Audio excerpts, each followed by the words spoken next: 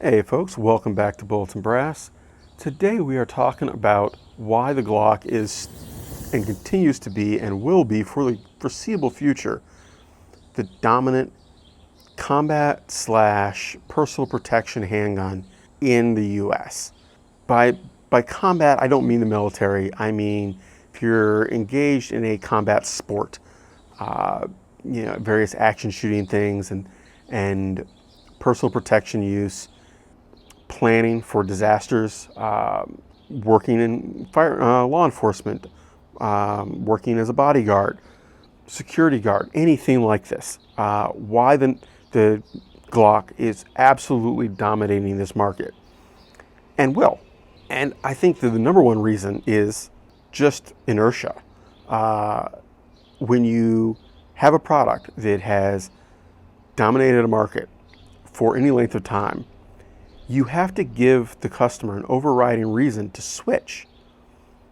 So for example, if you are a given police department, pick any department of any size, and you have been issuing Glock 19s or Glock 17s or one of the 40 caliber versions of those for any length of time. Well, if you want to switch, you have to either switch to something that is very similar or expect serious retraining time. There's going to be significant effort needed to be taken to reacclimate officers to the new hardware.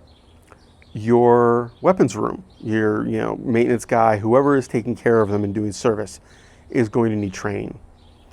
All of your accessories may need replaced. Spare magazines, spare holsters. You have this large investment in a particular handgun or a particular group of handguns.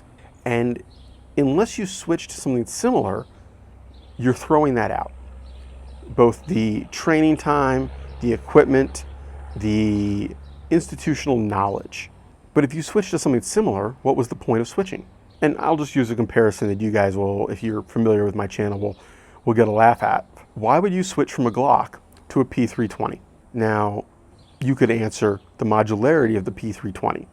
That you can switch frame sizes, you can switch slide lengths, you can make changes easily and quickly without it being technically a new firearm.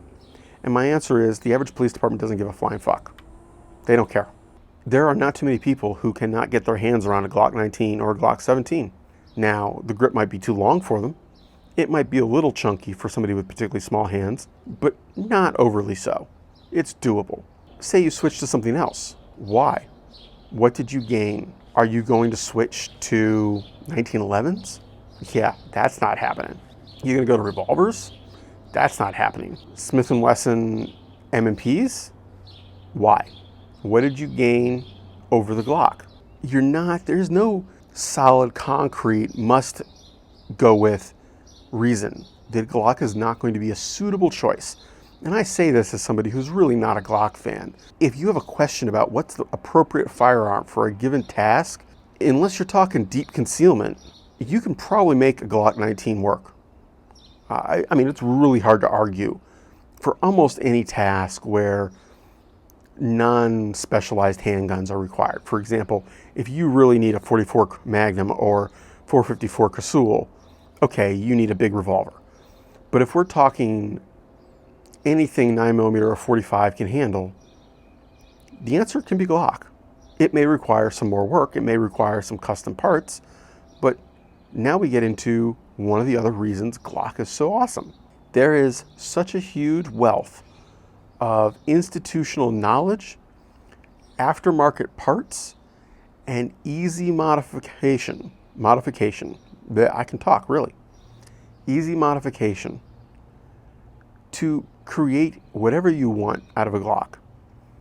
Do you want a super fast race gun that barely moves under recoil, the grip is custom molded to your hand, or you want optics on there? Like, you can do it. If there is a modification for a handgun, I'm sure somebody has done it on a Glock. Do you want a bayonet on your Glock? Yeah, they've done it. You want 3 lights on your Glock and a laser? Yeah, somebody's done that. There is pretty much nothing in the accessory world that has not been done on a Glock. For every other handgun, you're playing catch up.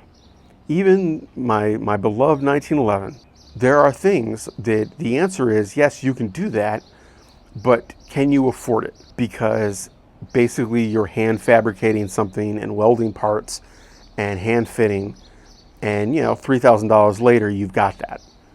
Versus on the Glock, you went to the Brownells catalog or Midway or Primary Arms, you clicked a couple times, you put in your credit card information, and it wasn't a big enough amount you even worried about it. And later that week, the part showed up and was installed by the end of the day at home on your kitchen counter. Well, I mean, what's not to love? This is why Glocks will dominate for the foreseeable future, because they've already established market dominance and there isn't an overriding reason to switch. Even myself. I am not a Glock fanboy. I am not a particular fan. I think they are about as soulless a handgun as you can get. I still did a P80 build. I still appreciate the functionality and the universality of that platform. I really like the fact that I was able to get a bunch of magazines at very reasonable prices that work.